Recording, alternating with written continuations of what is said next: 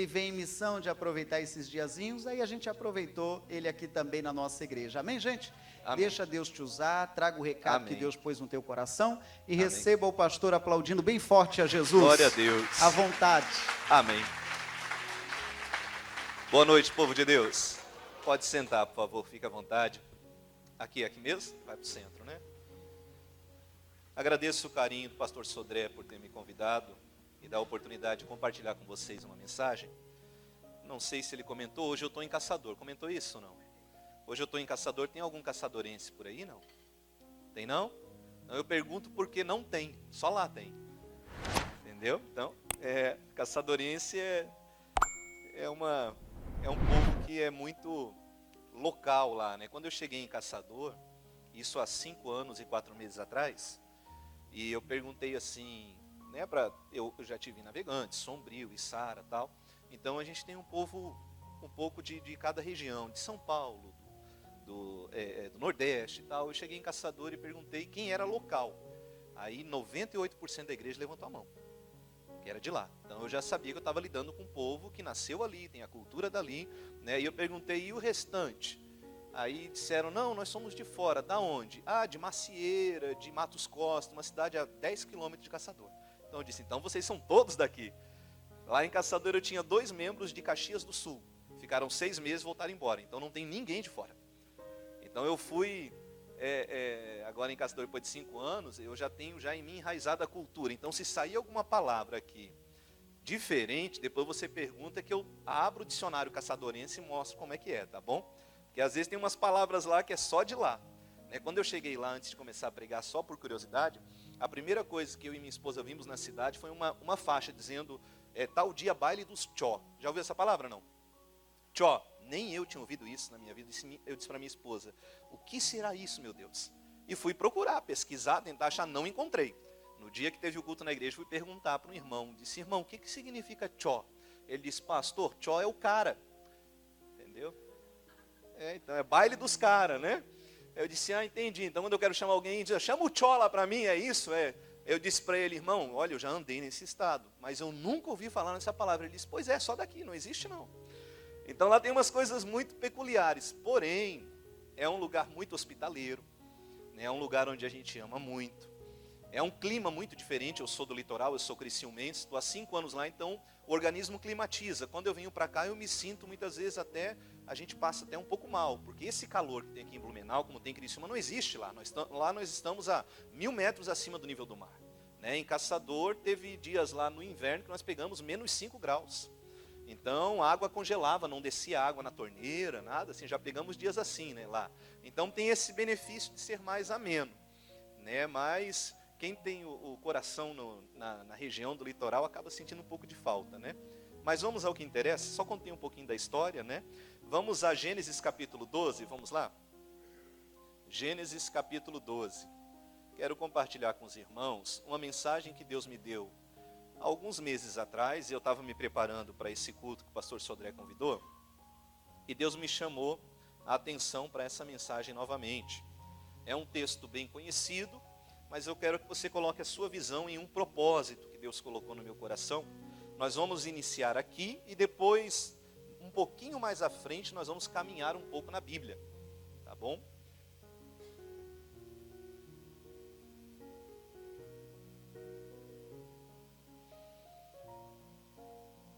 Gênesis capítulo 12, tá? Versículo 1. Antes de iniciar, eu sei de uma coisa. O que nos move para a igreja, ou um dos motivos que nos move para a casa de Deus, é aquilo que Ele disse para nós.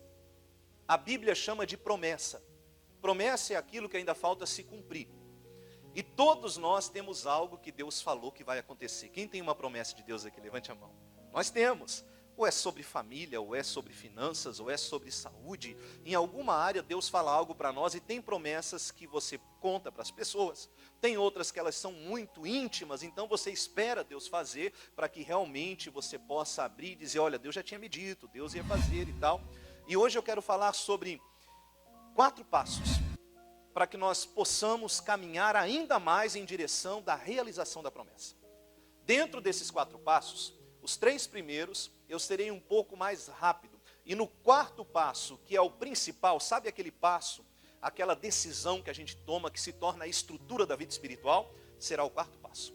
E ali nós vamos então entrar um pouco mais a fundo para entender qual o propósito que nós temos que ter no coração, para que essa promessa, que quem sabe um desses passos pode nos ajudar, essa promessa se concretize, quem sabe, não vou usar de forma mais rápida, mas de forma mais eficaz. Amém? Então, vamos lá. Primeiro deles, Gênesis capítulo 12, versículo 1, diz assim: Ora, o Senhor disse a Abrão: sai-te da tua terra e da tua parentela, e da casa de teu pai, para a terra que eu te mostrarei. Primeiro passo, para que se cumpra a promessa de Deus na nossa vida, a quebra de vínculos. Acredito que quase todas as pessoas que estão aqui, depois que conheceram Jesus, Deus afastou algumas pessoas de você. Pessoas que você tinha intimidade, pessoas que frequentavam tua casa, pessoas que você era próxima, pessoas que era amigo de muito tempo, compadre, sabe quando a gente chama, não sei se aqui ainda chama assim, tá vendo? Eu estou trazendo de lá já o negócio. Ô compadre, tem isso aqui ainda? Não, tem? Glória a Deus, ainda estou na terra. Né? Ô compadre e tal, aí você vem para Jesus. E o Espírito Santo não é porque você briga com a pessoa, não é porque você é de Deus, ela não, nada disso. É uma coisa meio que natural, mas é espiritual também. Ela vai se afastando, já não vai tanto na sua casa, você não sente falta dela, você já não a visita mais. Quando você a vê, você cumprimenta, você conversa com ela, mas já não tem mais aquela afinidade, você se afasta dela. Teve alguém que aconteceu isso? Aconteceu, se afastou de pessoas? O que é isso, pastor? Essa pessoa é do diabo? Não. Se você gosta dela, ore por ela. Essa pessoa é má? Não. Mas por que tenho que me afastar? Porque ela não faz parte do plano de Deus para a sua vida. Tem pessoas que Deus vai afastar de nós, porque elas estão ou irão atrapalhar o plano de Deus na nossa vida. Então não é porque ela é do diabo, não é porque ela é má, porque ela não faz parte do plano de Deus. Então a primeira coisa para viver a promessa, existem vínculos com pessoas que vão ser quebrados. Segundo, existem vícios que têm que ser quebrados. E quando eu falo de vício, não estou falando de bebida apenas, não estou falando de drogas apenas, não. São vícios costumeiros que nos tiram do plano de Deus. Coisas que nos impedem de orar mais, de vir mais à igreja, de confiar mais em Deus, de moldar a nossa mente, de mudar o nosso coração. E esses vícios ou costumes também precisam ser quebrados. Quais foram de Abrão? Deus disse ao Abrão: você vai ter que sair da tua terra, da tua parentela, da casa do teu pai, e vai ter que ir para um lugar que eu vou te mostrar. E eu pergunto para você, quando a gente se converte, e Deus fala o que falou para Abrão, será que os pais de Abrão eram inimigos dele? Sim ou não? Não. Os parentes de Abrão eram inimigos? Tem uns parentes que parecem inimigo, mas não são. Parente é bom longe, né? Longe, né? Visita ali, tem um tempo específico que você visita o parente. Se você ultrapassar aquele limite, você sofre. Então a gente tem que entender isso. Deus disse, sai do meio da casa dos teus pais, sai do lugar onde você mora, sai do meio dos teus parentes, porque o meu plano só vai funcionar quando você estiver longe deles. Então os pais de Abrão não eram inimigos, os parentes de Abrão não eram inimigos, mas eles iam impedir o propósito de Deus. Então entenda, se Deus disse para você se afastar de alguém, se Deus diz para você mudar sua rotina, se Deus diz para você moldar melhor as tuas amizades, você entender que tem gente que você gostava muito, mas Deus vai afastar de você, ore e agradeça, porque faz parte do plano de Deus. Terceira coisa, eu já falei sobre os vícios, né, amizades e vínculo com parentes. Na verdade, vamos ao segundo passo, vamos lá. Versículo 2, vai guardando, esse é o primeiro, tá? Diz assim, verso 2. E far-te-ei uma grande nação, e abençoar-te-ei, e engrandecerei o teu nome. E aí leia comigo, e tu serás, olha para mim, segunda parte, ou segundo passo para viver o propósito de Deus. Ouvir só a Deus. Como assim, pastor? Deixa eu dizer uma coisa. Quem não gosta de ser reconhecido? No seu trabalho, na sua casa, em Deus, quando você ora. Quem não gosta de ser respeitado? Quem não gosta de ser honrado? A honra é algo que é bom. Agora a pergunta que nós temos que fazer é: eu estou sendo, dentro da minha casa, reconhecido? No meu trabalho? No meio das pessoas que eu convivo? Dentro da minha igreja eu sou reconhecido como um homem ou mulher de Deus? Eu vou mudar a maneira de você pensar para você entender como você sabe se é reconhecido ou não. Não adianta você perguntar para a tua esposa, para o teu marido, chegar para ele e dizer assim, para o teu marido: amor, você me respeita como marido? Isso não funciona. Como é que eu faço, pastor? Faz um teste. Pede para alguém perguntar para o teu cônjuge, sem você estiver na frente. Por exemplo, alguém vai chegar para o pastor Sodré e vai perguntar assim: pastor Sodré, o senhor respeita, o senhor reconhece a sua esposa como uma boa esposa? Aí ele vai dizer assim: brincadeira, tá? A minha? É, a sua. É para responder? É para responder. Como esposa? Está entendendo o propósito? Não é você perguntando. Se perguntasse para o teu marido longe de você ou para a tua esposa: o teu marido é um bom marido? A tua esposa é uma boa esposa? Longe de você, o que responderiam para essa pessoa? O que a tua esposa, teu marido, se perguntassem para o teu filho: como é o teu pai? Como é a tua mãe? Longe do pai e da mãe. Se perguntassem para o teu pastor, ou perguntassem para você sobre o teu pastor, o que você responderia? Do teu patrão? Se perguntasse para o teu patrão sobre você como funcionário, como colaborador daquela empresa, o que ele responderia? Isso é reconhecimento, isso é honra. E para ser reconhecido, para ser respeitado, a gente tem que parar de ouvir as pessoas, tem que parar de andar no caminho que as pessoas andam e passar a ouvir, a Deus. Deus disse a Abraão: eu vou fazer de você uma grande nação, eu vou te abençoar, eu vou te prosperar. Olha o que Deus estava falando para ele. E no final ele disse: você vai ser uma bênção. Olha que lindo isso. Perguntar para minha esposa e dizer assim: irmã Janaína, como é que é o pastor Israel? E eu estou longe dela, e ela dizer assim: o meu marido é uma bênção, o meu marido me ajuda, o meu marido está do meu lado, o meu marido me acompanha, ele me estende a mão, ele sempre me apoia, ele sempre me levanta, ele é uma bênção na minha vida. Imagine você perguntar para mim da minha esposa: pastor Israel, como é que é a tua esposa? A minha esposa é um presente de Deus para mim. Eu sou feliz com ela porque em tudo ela me satisfaz. É a mulher mais maravilhosa do mundo. Isso é reconhecimento. Você entendeu isso? O segundo passo para viver a promessa de Deus é começar a ouvir só a Deus. E aí Deus diz que quando nós ouvimos Ele, nós seremos uma bênção. E eu preciso me olhar no espelho e perguntar: eu tenho sido uma bênção? Dentro da minha casa, no lugar onde eu trabalho, no lugar onde eu convivo, dentro da minha igreja, ou não é assim?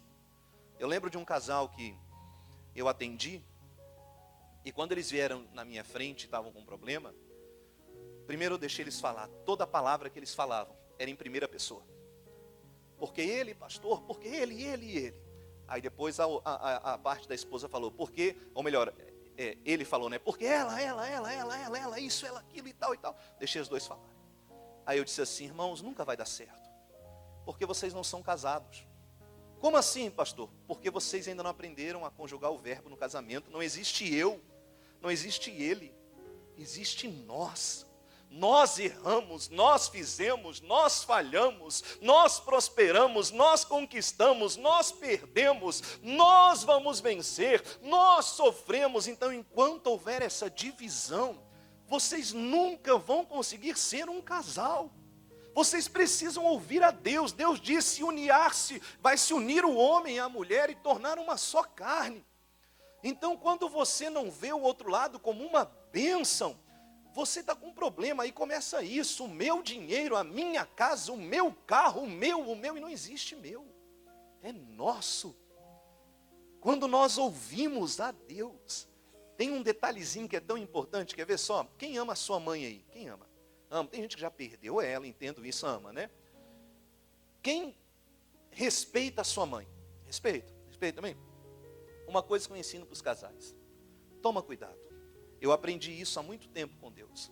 Quando você diz assim para a tua esposa ou para o teu marido, você é igual sua mãe. E aí você fala isso comparando um adjetivo ruim. Você está ofendendo a mãe dele. Você gostaria que ofendesse a sua mãe?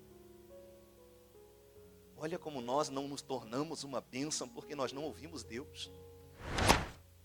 Toda vez que eu comparo a minha esposa agora, a mãe dela é para coisas boas. E aí você começa a ouvir Deus e você entende isso. Às vezes a gente não ama a sogra. O pastor Sodré, ele ama a sogra dele. Onde ele vai, ele leva ela. Veio para Blumenau, trouxe a sogra. Ela está aí? Tá, né? Tá ali? Não está aí não, né? Está lá com o Isaac.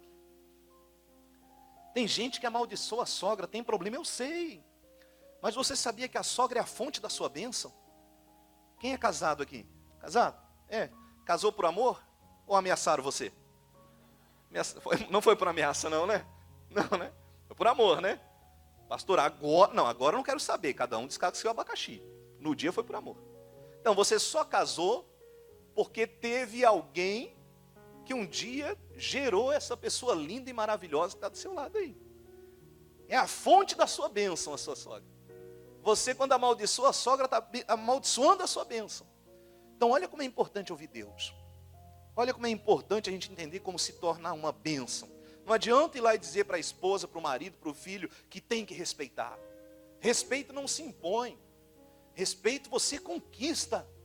Se tornar uma bênção dentro de casa, uma bênção na igreja, uma bênção no trabalho, você tem que se doar muito para isso. E tem gente que quer conquistar isso pela força, pela mentira, de uma maneira que não é o caminho de Deus. Vamos seguir em frente, que eu ainda tenho o terceiro passo, e aí eu quero no quarto prender um pouquinho mais a atenção. Terceiro passo, terceiro versículo também. Vamos lá, diz assim: e abençoarei os que te abençoarem, e amaldiçoarei os que te amaldiçoarem. E olha que bonito, e em ti serão benditas todas as famílias da terra. Deixa eu perguntar uma coisa. Você já ouviu falar em seguro de carro, seguro de casa, seguro de vida? Sim, né? Algumas pessoas têm. Para que você faz o seguro? Por que você tem uma apólice de seguro? Para que você possa não correr o risco de perder aquilo que você conquistou com tanto esforço.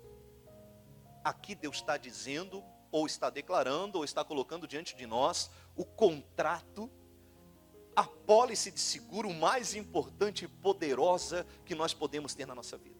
Ele está dizendo: eu vou te abençoar. Se alguém se levantar contra ti, eu me levanto contra ele. Ele está dizendo, para não tirar as palavras dali, né? Os que te abençoarem, eu te abençoo. Quem te amaldiçoar, eu amaldiçoo. E em ti serão benditas todas as famílias da terra. Ele está dizendo assim: eu vou te proteger do mal. Eu vou te abençoar quando alguém de bem chegar perto de você. Eu abençoo até aquela pessoa. E através de você, as famílias ao redor, as pessoas que viverem perto de você, as pessoas que fazerem parte da sua vida, que dependerem de você, serão uma bênção. Deus está dizendo: eu vou fazer um contrato com você. Eu quero fazer uma parceria. Eu vou ser a tua segurança e você vai confiar em mim. Terceiro passo para a promessa: faz de Deus a tua maior apólice de seguro. Confia nele. Como é que eu assino essa apólice, pastor? Diante do altar. Colocando o teu coração por inteiro diante de Deus. E dizendo: Deus, eu vou confiar 100%. Minha vida, minha casa, minha saúde, minhas finanças, é tudo, Senhor. Para isso você usa o passo 2. Eu vou te ouvir e vou assinar essa apólice. Jacó fez uma apólice com Deus. Ele disse: se o Senhor for meu Deus e ir comigo no caminho que faço, me abençoar indo e voltando, me der pão para comer, me der roupa para vestir, eu vou ser fiel a ti em tudo na minha vida. E ele aceitou essa apólice de Deus. Irmão, tem gente sofrendo porque não entendeu que Deus é a sua defesa, é a sua segurança. Aí o que a gente faz? Tem gente que fala: não, pastor, Deus é minha defesa. Mas vive brigando com todo mundo e não deixa Deus resolver. E usa até de macumba gospel. Sabe como é que é macumba gospel? Não? Você já ouviu. Quer ver só? Você vai ver o que meu Deus vai fazer contigo. Que Deus é esse? Isso é macumba gospel, irmão. Não existe negócio aí de amaldiçoar a pessoa em nome de Deus, não. Diz para a pessoa assim: você está tocando no ungido. Macumba gospel. A Bíblia diz que Deus é tua defesa. Deixa Deus lutar por você. Te caluniaram, te ofenderam, te apunhalaram pelas costas, estão falando mal de você. Quem é a tua apólice mesmo? Deixar Deus resolver. Irmão, a Bíblia diz que o justo não se justifica. Para de ficar brigando com as pessoas para tentar provar que você é de Deus. Tem gente, irmão, que está tão apagado na fé, que ela precisa convencer o outro que ela é de Deus. Então ela fala assim: eu vou na igreja. O outro diz: não acredito. Eu vou, tenho até uma Bíblia, eu vou lá no carro pegar para você ver. Quer ver minha Bíblia? Quer ver? Eu tenho até uma foto com o pastor aqui, ó. Ela tem que provar que ela é de Deus. Ela não tem luz nela. Tem gente que quando Deus é a apólice dela, ela vai em qualquer lugar, as pessoas veem a diferença, porque ela é segura no que ela faz. Quando ela é caluniada, porque vão caluniar você, a mim, vão tentar nos derrubar. E o que a gente faz? Diante da pessoa, você fica firme. Quer chorar, vai chorar para Deus. Vai falar para Deus, vai se colocar diante de Deus. Busca o pastor. Faz de Deus a tua apólice igual Jacó. Jacó saiu de casa ameaçado pelo irmão, sem nada, com um pouquinho de azeite, entregou para Deus no meio do caminho e voltou próspero, porque ele fez de Deus a apólice dele. Para de brigar com as pessoas, ameaçar as pessoas, culpar as pessoas. Faz de Deus a tua apólice. E a partir de hoje declara: é Deus que vai me proteger. É Deus. Quando nós fazemos isso, irmãos, nós passamos a viver uma outra maneira do espiritual, do sobrenatural. A gente começa a ver Deus fazendo coisas na nossa vida que Ele sempre quis fazer, que nós impedimos. Por quê? Porque a gente usa de macumba gospel. Tem gente que ora com raiva. Ai, Deus, o Senhor tem que fazer alguma coisa. E aí o Tiago diz que pede e não recebe, porque pede mal. Pede para o seu deleite, é o seu prazer. Às vezes, sem perceber, você está buscando o prazer de ver o outro ser prejudicado, só para provar que Deus é Deus. E não é assim que Deus trabalha. Às vezes, quando Deus é a nossa segurança, Ele pega o outro que nos prejudicou, muda o coração dele, aproxima de nós, faz pedir perdão e às vezes traz até para a mesma igreja que a gente. Já pensou nisso? Você está aí com um problema com alguém, diz para a pessoa: você vai ver o que Deus vai fazer na tua vida. Um dia você está sentado aqui, o fulano senta do teu lado. Aí você olha e diz: sangue de Jesus tem poder. Aí você já pensa: vamos mudar de lado, né? Vamos mudar de lado da igreja. Acaba o culto, tenta sair correndo, o irmão está lá na porta esperando lá. Aí você pensa: vai dar briga hoje. Aí você chega na porta e ele diz: eu quero falar com você. Jesus tocou meu coração, quero te pedir perdão. O que você vai fazer, irmão? E aí, o que você vai fazer? Vai dizer não? Porque o plano de Deus é diferente. A apólice de seguro de Deus tem umas cláusulas bem estranhas, sabe? Tem umas coisas lá estranhas, tem umas cláusulas lá que ele diz assim: bater numa face da outra. Tem umas cláusulas lá que diz assim, ó, até quantas vezes tem que perdoar? Até 7? Não, até 70 vezes 7. Então, se a gente segue essas cláusulas, nós também temos direitos a promessas que quem não consegue não tem. Esse é o terceiro passo. O quarto passo, que eu disse que é onde eu quero um pouco mais da sua atenção, e se você tiver com o coração aberto, a gente vai um pouquinho mais longe, diz assim, versículo de número, nós lemos até o 3, né? Eu quero pular o 4, vamos direto para o 5, que fala um pouco meio parecido, tá? E o 5 será o nosso quarto passo, diz assim, e tomou Abrão a Sarai, sua mulher, e a Ló, filho de seu irmão, e toda a sua fazenda que havia adquirido, e as almas que lhe acresceram em Harã, e saíram para irem à terra de Canaã, e vieram à terra de Canaã. O quarto passo e a estrutura da mensagem de hoje se chama o acesso. Que acesso é esse? A porta que eu abro para pessoas entrarem na minha vida. A Bíblia diz que quando Abraão decidiu obedecer a Deus, e sair naquela caminhada de deixar família, parente, tudo para trás, a Bíblia diz que ele escolheu algumas pessoas para irem com ele. Uma delas foi a esposa. Isso é uma lógica, né, irmãos? Eu atendi um irmão lá em Caçador, pastor. Se depois ele assistir esse culto, botar aí no vídeo aí, ele vai ouvir isso. Ele veio falar comigo e disse assim: pastor, eu estou orando a Deus para ir morar no litoral. A minha profissão aí e tal, tem algumas empresas que se encaixam e tal, então eu queria que o senhor orasse aí para Deus abrir uma porta. Estou indo lá, eu acho que semana que vem, ver um emprego. Eu disse: que bacana, irmão. E o que a tua esposa disse? Não, ela não sabe ainda. Quase perguntei para ele: você quer me levar? Porque você está falando primeiro para mim do que para ela, ela é sua metade. Você quer me levar? Eu não posso ir, eu sou casado. Não dá. Eu disse: irmão, não vai dar certo. Deus não, a tua esposa não sabe. Tem um princípio que eu aprendi que é assim, ó, num casamento. Quando eu quero e minha esposa não é de Deus, porque eu sou metade e ela é outra metade, então 50% não quer. Quando ela quer e eu não, também não é de Deus, tá, irmãs? Não vem com história, não. Mesma coisa. Porque metade não quer. Quando ela quer e eu quero, ainda falta a aprovação de quem? De Deus. E se Deus não quer, não adianta nós dois queremos. Não vai dar certo. E aí eu falei para ele esse princípio. Ele: pastor. Eu disse: irmão, se a tua esposa não quiser, rapaz, você não sai daqui.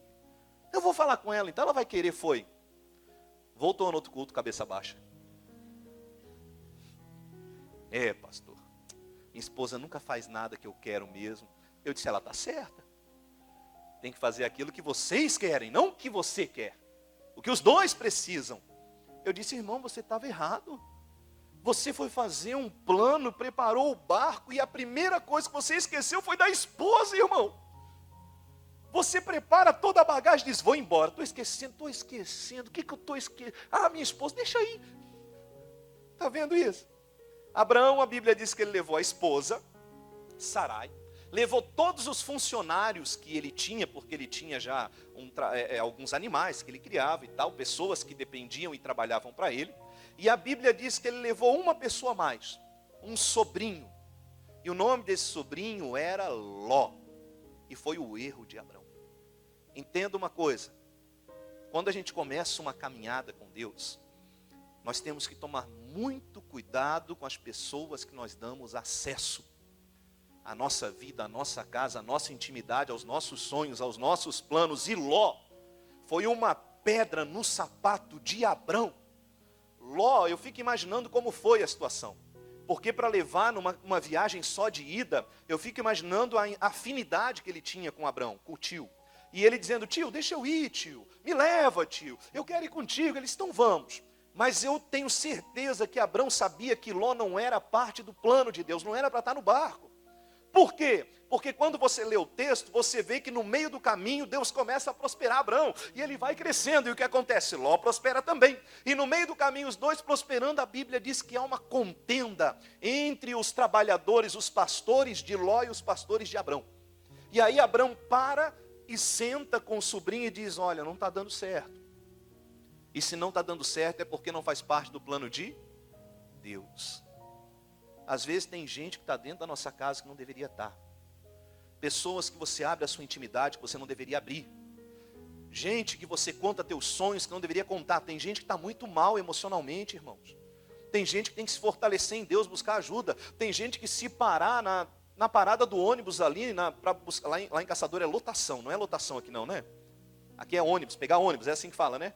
É isso, glória a Deus por isso. Eu custei aprender a pegar lotação lá.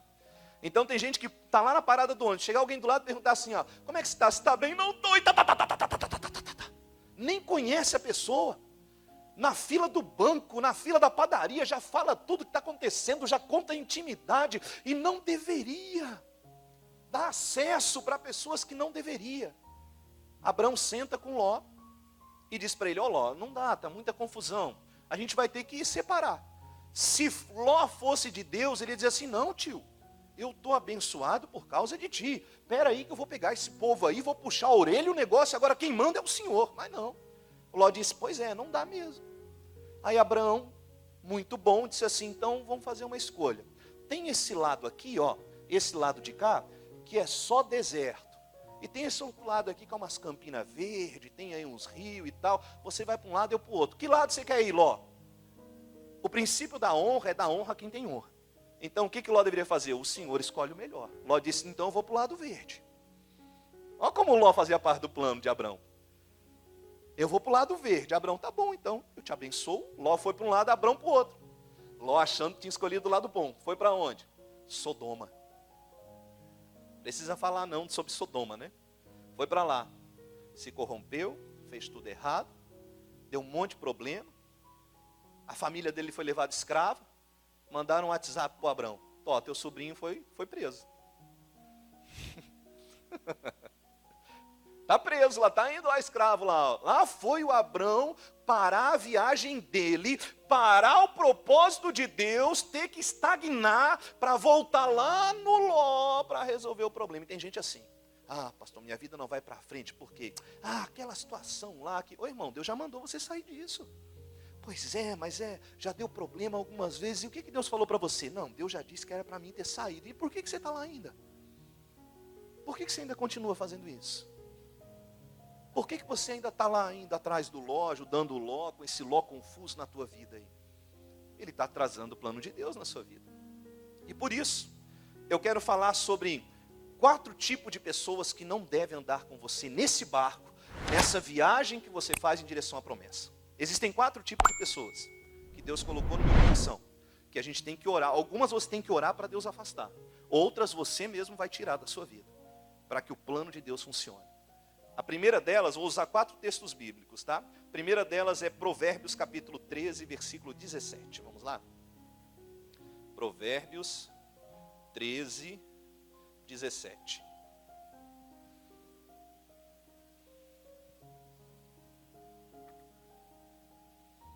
Você consegue abrir para mim? Provérbios 13, 17.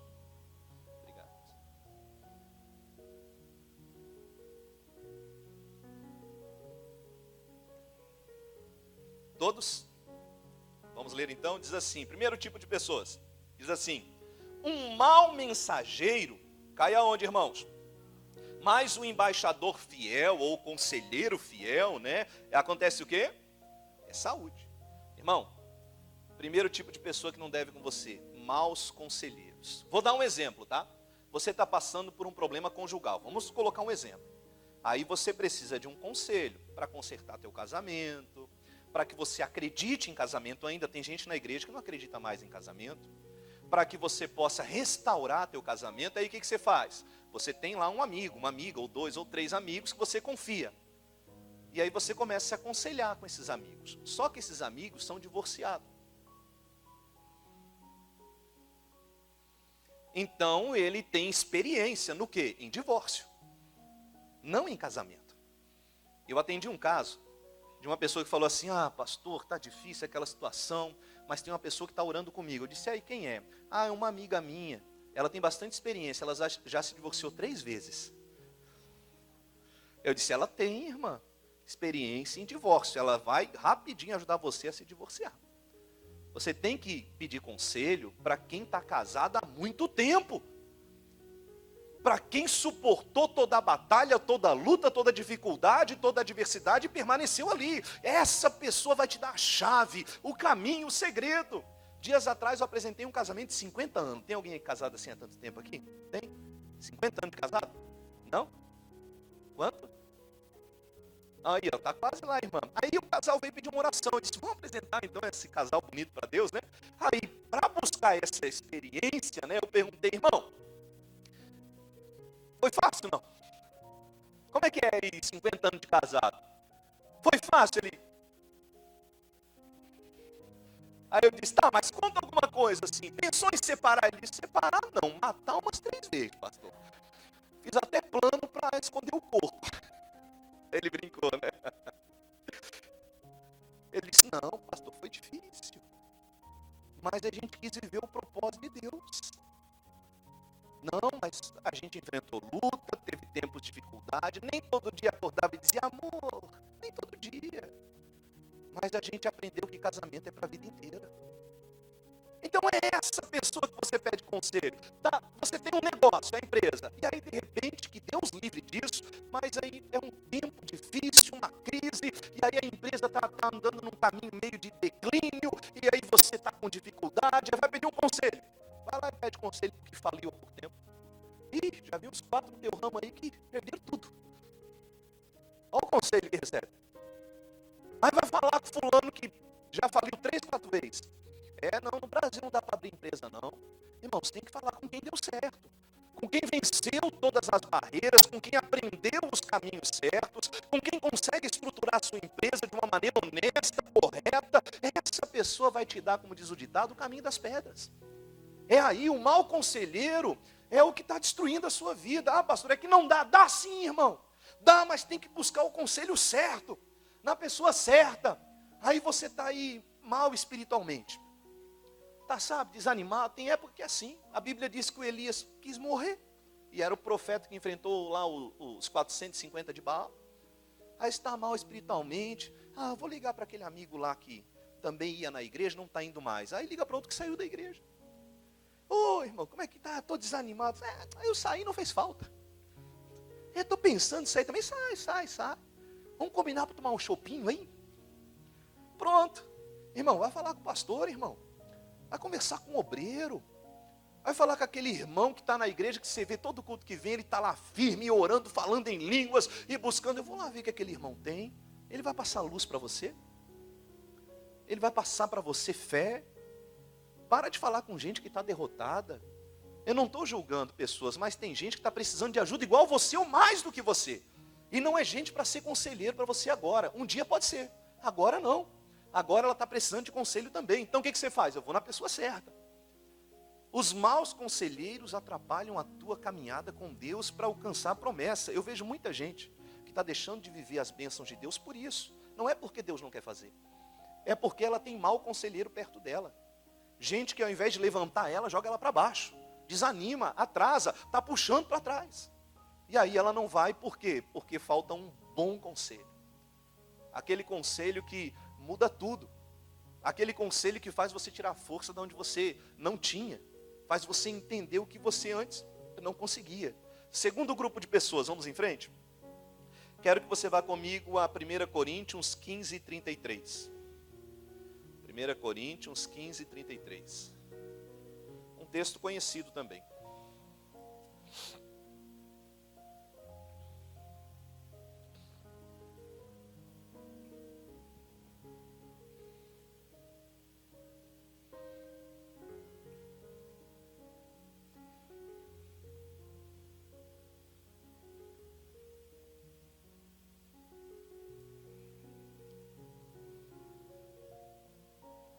Primeira Coríntios 15, 33.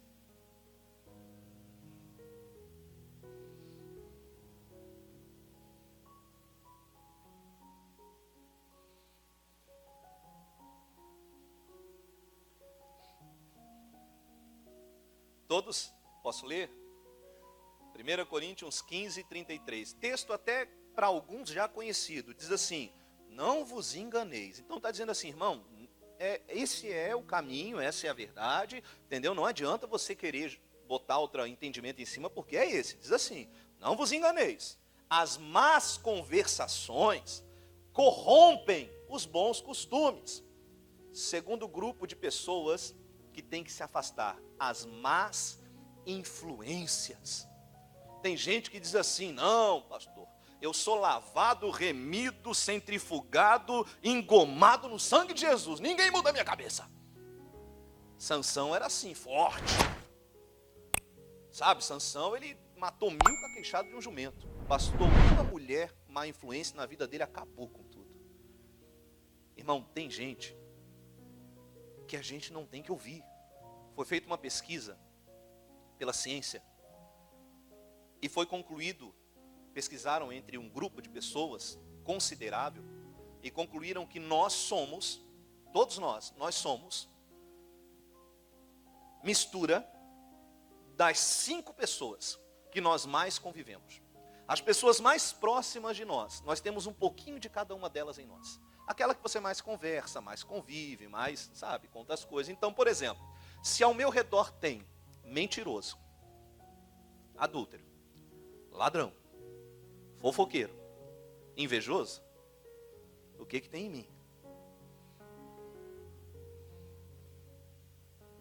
Entendeu isso? Má influência. A nossa juventude tem sofrido muito isso.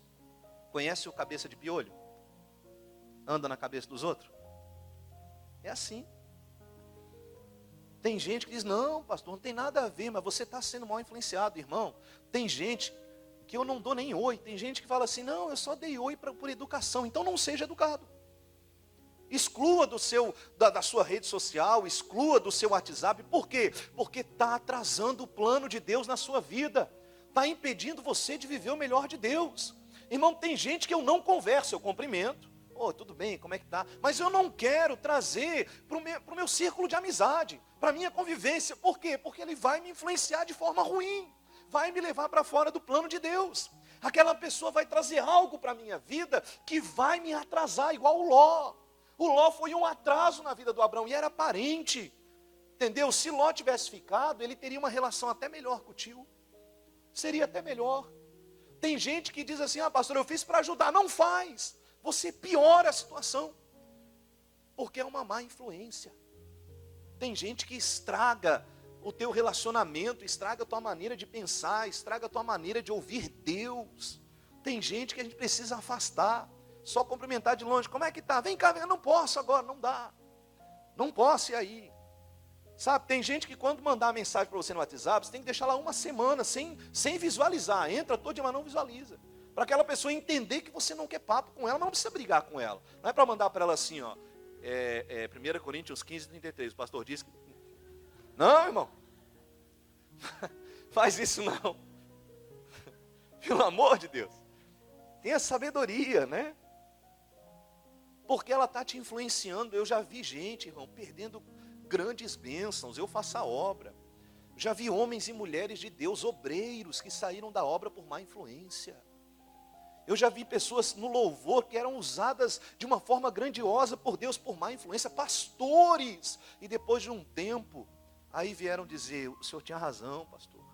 Agora eu estou arrependido. E deixa eu dizer uma coisa para você. Tem coisas que a gente perde, que é quase impossível. Não estou dizendo que estou dizendo quase. Porque o nosso Deus é o Deus do impossível.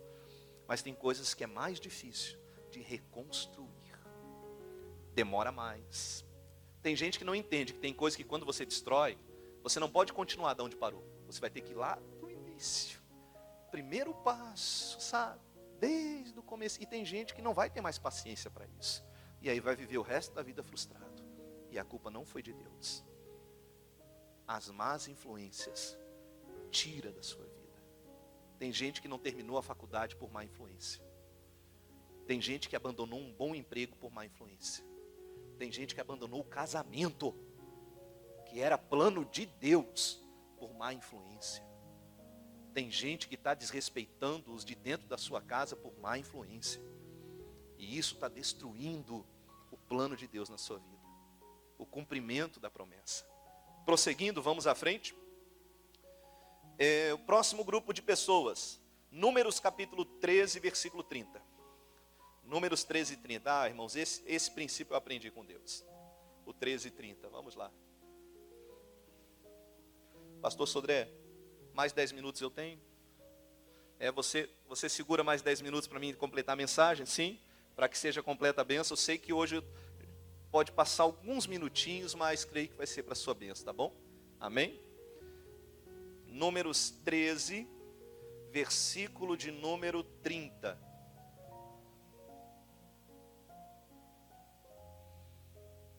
Todos? Diz assim: Então Caleb fez calar o povo perante Moisés e disse: subamos animosamente e possuamo-la em herança, porque certamente prevaleceremos contra ela. Olhe para mim.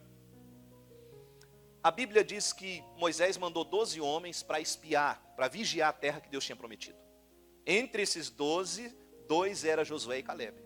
Quando voltaram da terra, 10 disseram assim: a terra é boa. Olha que terra próspera, lá tem grandes plantações, lá tem rios, lá tem grandes pastagens. Mas os 10 disseram: lá mora os gigantes.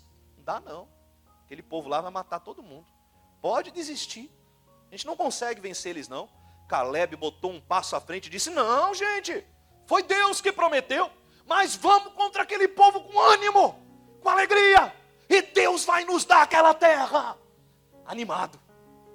Afasta da tua vida gente negativa. Vou dar um exemplo. Deus fala para você, vou dar um exemplo, né? Você começa o ano, Deus falou para você que você vai comprar uma casa. Glória a Deus. Aí você vai para casa ou para o trabalho, chega lá no trabalho, encontra aquele colega e diz, ó, esse ano eu vou comprar minha casa. O colega, não compra não.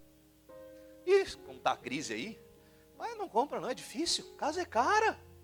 Estou morando de aluguel a vida inteira, minha mãe morou de aluguel, meu avô morou de aluguel, não compra, não compra. E você fica na fé, não, vou comprar, e você vai, e luta e tal, e compra a casa. No ano que Deus falou, aí você compra. Vai lá, dá uma entrada, parcela, né? Aí lembra daquele amigo, sabe, filho de Jezabel lá? Vou chamar o cidadão lá. Eu quero te mostrar um lugar, bota ele no carro, leva lá. Aí, ó, tá vendo essa casa aí? Comprei. Deus me deu. Aí ele olha e diz, não vai pagar. Não paga, vai ter que devolver. Quanto é que é a parcela? 1.000? Ah, não paga, não. Vai pagar só umas 3, aí vai ficar endividado, o banco vai tirar de ti. Sabe, esse tipo de gente que diz que você não vai terminar a faculdade? Que fala que é difícil fazer direito, fala que é difícil fazer medicina, que fala que é difícil você chegar num lugar mais alto, num patamar mais alto na empresa que você está, fala que é difícil você abrir seu negócio. Sabe o que você faz? Tira ela da sua vida. Faz igual Caleb. Nós vamos conquistar porque foi Deus e vamos com ânimo. Tem gente que não faz porque tem gente do lado dela assim, não dá, não vai, não consegue, ó vida, ó céus, ó azar. Tudo é difícil. Tem gente que é assim, se acorda amanhã tem sol, ai que calor, ai que difícil, está chovendo, ai essa chuva não dá para fazer nada. Ela não se decide. O que ela quer? Se está frio, ai esse frio não dá para sair da cama, se está calor não dá para dormir. Ela é negativa em tudo. Recebe o salário, a primeira coisa que ela vai, essa merreca que eu recebo. Vai ser o que do mês dela, quando ela fala essa merreca? Ao invés de ela pegar e dizer, o Senhor é o Deus da multiplicação. Olha a diferença. Vou separar meu dízimo, eu vou na casa de Deus, Ele não vai deixar o justo mendigar o pão. Fez Isaac plantar 1 e colher 100, eu vou prosperar em Deus. Vai dar certo, irmão. Deus falou que você vai comprar sua casa, eu vou dizer uma coisa para você, se ninguém disse, você vai comprar sua casa. E você vai testemunhar isso. Deus falou que você vai crescer na empresa. Tem gente que Deus mostrou, eu lembro quando eu era membro da igreja, minha esposa está ali. Deus mostrou para mim no culto, eu chorei. Deus mostrou eu pregando lá, eu era membro, estava começando, eu olhei para ela e disse, amor, Deus falou que eu vou pregar. Ela disse, ela falou para mim também, ele disse. Sabe, irmãos, e o diabo fez de tudo para tentar parar. De tudo para nos impedir, colocou problema na família, colocou problema na saúde, colocou problema com um amigo, colocou problema com todo mundo, para botar para baixo. Eu tenho um tio que é crente. Quando eu era criança, ele já era crente. Ele é de uma igreja muito tradicional, aquela igreja não podia ter nem televisão em casa. Então o que ele fazia? Ele ia ver televisão na nossa casa. Aí, esse tio que muitos anos crente, casado com uma pessoa também crente, participa da congregação dele e tal, tudo mais lá. Aí quando eu me converti, ele disse, que bom sobrinho, glória a Deus e tal. Quando eu disse que ia ser pastor, sabe o que ele disse? Porque a minha mãe não é crente. Então eu cheguei na casa dela, fomos na casa da minha esposa, dos pais dela, na casa dos meus pais, disse, ó, estou lá abandonando minha vida aí, vou ser pastor. Aí fica todo mundo curioso, não sabe como é e tal, e meu tio estava lá. E eu pensei, vou ter um incentivo, né? Meu tio falou assim, ó, fica tranquila, minha mãe é irmã dele, né? Isso aí é temporário. O crente, irmão, isso é temporário, isso é coisa de guri, daqui a pouco passa. Hoje ele vai assistir os meus cultos. Hoje ele me respeita como pastor. Não deixei aquilo entrar no coração. Ah, irmão, eu saí de lá igual Caleb. Eu disse, eu vou passar por cima. Não, Deus me chamou, eu vou ser pastor, Deus vai me honrar. E já está quase 15 anos essa caminhada aí. E Deus tem nos usado onde a gente passa. E graças a Deus, nós somos felizes naquilo que nós fazemos. Sabe aquilo que Deus disse para você? Se foi Deus que disse, não importa se tua mãe, teu pai, teu patrão, teu professor, não importa quem seja, ouça Deus, vai dar certo. Vai dar certo, irmão, teu casamento vai dar certo, tua empresa vai dar certo, teu sonho vai dar certo, teu plano vai dar certo. Por quê? Porque ele não é homem para mentir, nem filho de homem para se arrepender. Vai dar certo. Para de ouvir gente errada, gente negativa, gente torta, má influência e ouça Deus. A gente tem que voltar a ser aquele povo que quando está todo mundo do contra, a gente está lá de joelho dobrado e Deus mandando providência. É isso que nós temos que ser, essa igreja que vai mostrar a luz para esse mundo torto aí fora. Às vezes só falar de Jesus não está adiantando, então vamos mostrar o Jesus em nós. Um Jesus que faz o mar se abrir, sabe? Aquele crente que até quando a pessoa critica a gente não cai. Sabe aquela história, não sei se você já ouviu, o cidadão foi evangelizar o ateu e disse, Deus é poderoso, hein? Deus fez Moisés abrir o mar e levantou o cajado, o mar se abriu. O ateu disse, não, eu estudei aí biologia e tudo mais e tal, e as ciências aí, e houve um fenômeno. Ele disse, Deus abriu o mar, morreu os egípcios lá. Ele disse, não, houve um fenômeno lá na hora, o ateu falando, né? E eles passaram num lado onde o rio baixa, o mar baixa, e fica pela canela, e o crente, glória a Deus! Porque Deus matou os egípcios com água pela canela!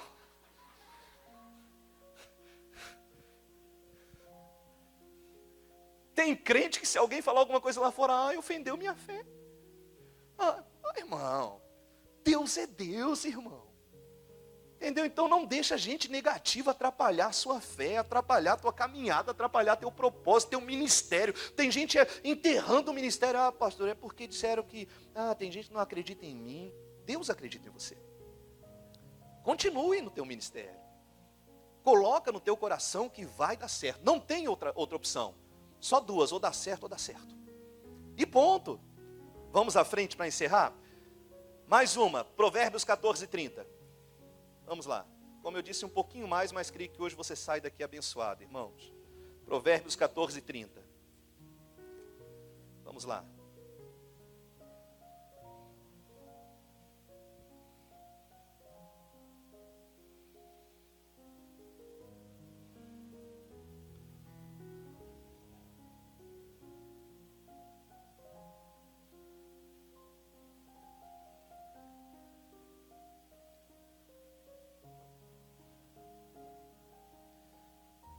Todos? Diz assim: o coração com saúde é a vida da carne, mas a inveja, leia comigo, é o quê? Olhe para mim. Toma cuidado com as pessoas invejosas próxima a você. Agora eu vou ensinar algo para você que é importante o cristão entender. Quem são as pessoas invejosas? Não tem inveja de você quem não te conhece. Vou dar um exemplo. Eu tenho inveja do Neymar. Não, você não tem. Você nem conhece o Neymar, irmão. Tem inveja do Silvio Santos? Não, não tem. A gente tem inveja de quem a gente ama, de quem a gente conhece, de amigo. Por isso que a inveja é perigosa. A inveja não é de um estranho, de um inimigo. A inveja é de quem antes era teu amigo, antes era alguém próximo, e por causa da inveja, essa pessoa acabou transtornando o sentimento. Não gera inveja em gente que não temos afinidade.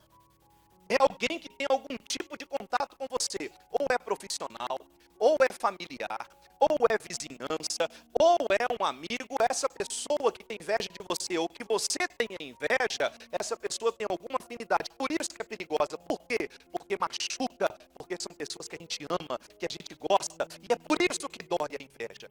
Inveja não é, isso é uma coisa do diabo. Mas ele está usando alguém que vai te ferir. Por isso que dói. Às vezes a inveja que mais está nos machucando é um irmão de sangue. É aquela pessoa que infelizmente, por motivos da vida, não vou entrar aqui no mérito, que não deu certo e você deu e ela tem inveja de você. E ela lança palavras sobre você, aquilo que ela vê que você tem, acaba muitas vezes amaldiçoando. Às vezes é um colega de trabalho que está disputando o mesmo carro. Às vezes é alguém que você conhece na escola, é um vizinho. Vou dar um exemplo de inveja. Como que ela surge? Assim, você está vindo na igreja, vamos dizer que você está iniciando a vida. Então, você financeiramente estava difícil. Aí Deus te deu aí uma bênção e você conseguiu comprar um carro. Vamos dizer, um carrinho aí de 15 mil reais. Aí você vem, glória a Deus, vou levar minha família na igreja, Jesus é bom, olha que maravilha. Aí bota lá a esposa, os 35 filhos dentro do carro, né? Vem para a igreja, vamos lá. Aí vem feliz da vida, né? Maravilha, estaciona ali na frente da igreja. Quando estaciona, vai descer, estaciona o irmão do lado com um carro de 50. Você veio abençoando o carro, né? Dizendo que é uma benção, já desce. Eita, essa desgraça. Olha para o outro. O outro, olha aqui, irmão, meu carro que eu comprei. O outro mostrava ali, automático. Aqui, tudo na chave. Ele, fechar. Ele fecha. Você olha para o seu, vai lá fazer, pegar. Eis, o diabo já botou a mão. Ia pedir para o pastor ungir, nem vou mais, né? Chegou dizendo que era bênção. Na igreja, na porta já entrou com inveja no coração. Aí vai orar. Oh Deus, por que o Senhor me deu aquele carro, Deus? A inveja é assim que ela é gerada. É dessa maneira. A inveja era algo que antes era uma bênção e se tornou um problema por aquilo que você viu na vida do outro. Chega em casa, muitas vezes, eu já vi casos de pessoas que Deus deu a ela a condição de construir sua casa, ou comprar, sei lá, ela constrói, com muito esforço, aquilo que ela poderia, então, e de repente vem um do lado e constrói um castelo, aí ela olha, antes estava feliz, chegava em casa, sabe, aquela casa que, antes quando eu e minha esposa entramos na obra, a gente não morou numa kitnet, eu dizia que era só a net, não tinha kit, de tão pequenininha, né? Então era assim, ela só tinha um cômodo e o banheiro. Então aqui estava a cama, aqui a pia, aqui o guarda-roupa e acabou. E deu, era isso. Era só a net, né? Então o que acontece? Aí a pessoa vai lá e constrói simples, mas foi Deus. E ela vai trabalhar feliz, volta feliz. Ah, vou para minha casa. Até o vizinho construiu a maior. Ela não consegue nem voltar mais para casa. Ah, eu não vou mais embora, estou em desânimo, porque aquela casa ela me sufoca. E foi bênção de Deus para você. Foi Deus quem te deu.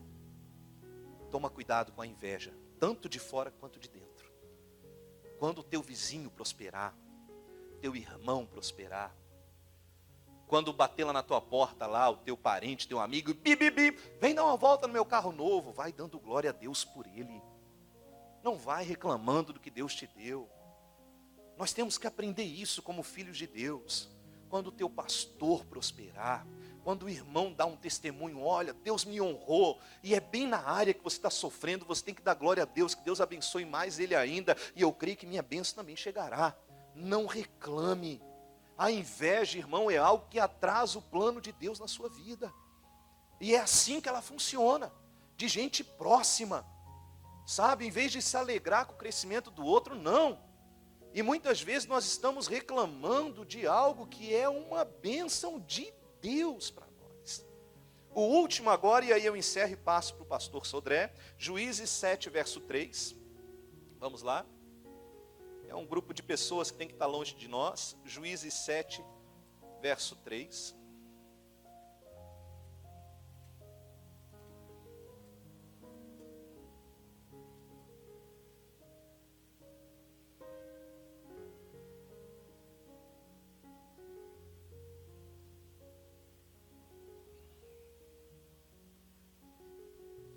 Juízes 7, verso 3.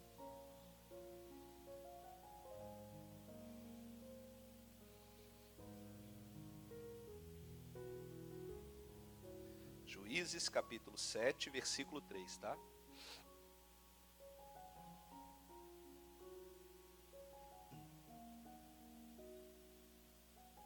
Todos? Diz assim, irmãos. Agora, pois... Desculpe. Agora, pois, apregou aos ouvidos do povo, dizendo: quem for covarde e medroso, que volte e vá-se apressadamente das montanhas de Gileade. Então, voltaram do povo, 22.000 e 10.000 ficaram. Pode até fechar sua Bíblia e já se coloque de pé, que eu explico essa parte final de pé e a gente já ora, tá bom? Pode fechar sua Bíblia. O quinto e último grupo de pessoas que não tem que ter acesso à nossa vida. A Bíblia diz que Deus chamou Gideão para uma missão, para vencer um grupo de inimigos que estava acampado em determinado lugar. O que Gideão faz? Vou ver quem está comigo nessa luta. Começa lá a falar e tal, ó, gente, vai ter uma luta aí e tal. 32.000 pessoas, 32.000 soldados. O que Gideão pensou? Ganhamos, né? Olha quanta gente está do meu lado. Ele foi a Deus e disse: Senhor, estou pronto para a batalha. Tem 32.000 soldados comigo. Deus disse: não. Como assim não? Ele disse: não. esse povo não está contigo não, Gideão. Ele disse, tá, Senhor, falei da batalha. Ele disse, não. Então faz o seguinte, chama todo mundo, sobe lá mais alto que eles e diz assim, ó, quem for covarde e medroso, volta. Volta porque vai morrer gente lá, vai ser perigoso. A Bíblia diz que quando ele fez isso, 22 mil desistiram. Só 10 mil ficaram. Depois Deus foi falando outras coisas, e bebe água assim, e faz assim e tal, não vou falar tudo. Eu sei que no final de 32 mil ficou, ó, 300. Tem gente que está contando com quem não deveria. Tem gente que está dizendo assim, não, se eu precisar tenho fulano, ciclano, bertano e tal. Não, eu estou bem. Você está bem mal. Se você falar a verdade, tem um monte de gente covarde perto de você. Aquela pessoa que diz, ó, quando precisar de mim, me liga aí e tal. Liga para ela então. Liga lá. O texto diz, gente covarde e medrosa, manda voltar. Tem gente que não entendeu ainda que ela só pode confiar em quem está no plano de Deus. Tem gente confiando em covarde. Tem gente confiando em medroso.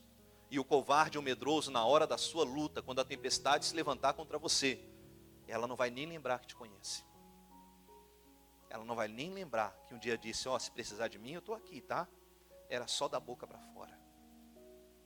Irmão, tira do plano de Deus, do seu barco, da sua caminhada, gente medrosa e covarde em tudo. Você está aí cheio de plano ousado que é de Deus, cheio de coragem em coisas de Deus, e essa pessoa está aí medrosa, botando muitas vezes coisas, dizendo para você coisas que, de gente medrosa, de gente covarde. Não, irmão, seja corajoso. E gente que é medrosa não é para andar com você. Que não tem aquilo que Deus colocou no seu coração, igual o Caleb tinha, não é para andar com você. Esse grupo de pessoas tem que ficar para trás, não faz parte do plano de Deus. Ela não vai conseguir. Ela vai te atrapalhar, você vai ter que, além de você ter que caminhar, você vai ter que carregar ela. Não dá para levar. Por isso que Deus disse para o Gideão, Gideão, fala aí quem é medroso e covarde volta. De 32 mil voltou 22 mil. É muita gente medrosa e covarde que não tem a coragem de fazer aquilo que Deus manda. As pessoas que vêm à igreja são corajosas. E às vezes você está confiando em gente que não tem a fé que você tem. Você tem que passar para ela o exemplo de um cristão corajoso. Vou mostrar para você como é que faz. Vou mostrar para você como é que resolve a coisa. E aí você vai lá e faz aquilo que muita gente não tem coragem. Vai lá e libera o perdão. Porque para liberar perdão tem que ter muita coragem. Para pedir perdão tem que ter muita coragem. O perdão não é para covarde não, irmãos. Covarde foge do perdão, inventa desculpa. Para obedecer Deus, para dizer não para a prostituição, para dizer não para as coisas do mundo, tem que ser muito corajoso hoje em dia. Muito. Para dizer que é de Cristo, não só da boca para fora, tem que ser muito corajoso. Eu quero orar com você. Eu creio que hoje Deus falou ao seu coração. Hoje você vai colocar o coração no sangue do Cordeiro, representado ali pelo suco, né? E entendendo que Deus te chamou para viver a promessa dele. Mas quem sabe tinham coisas que estavam atrapalhando e hoje Deus deu a você a direção. Eu não acredito em coincidência, irmãos. Eu acredito em propósitos. Eu acredito que o dia que o pastor Sodré me convidou para pregar aqui, nessa viagem que eu fiz, nós somos amigos há alguns anos, amigos mesmo, família. Ele é padrinho da minha filha, sou padrinho da filha dele. Nós somos amigos mesmo de, sabe, momentos de tempestade. Então nós temos uma afinidade bem grande. Quando ele me convidou, Deus tinha colocado essa mensagem no meu coração, 2 mensagens. E entre as 2 eu orei e Deus disse, é essa mensagem. E eu não acredito, isso é uma coincidência, não, acredito em propósito. Deus separou esse dia, Deus fez com que desse certo, Deus fez com que eu pudesse estar aqui, Deus fez que as pessoas certas viessem, não desprezando, não é assim, irmão, é que Deus tem propósitos. E se hoje você veio por um propósito, irmão, é porque Deus tem uma porta aberta aí. Amém? Para a tua família, para a prosperidade da tua casa, para abençoar tudo que você precisa. Então você não veio hoje aqui em vão, não. Mas foi para sair daqui preparado para viver a tua maior bênção, a tua promessa. Amém?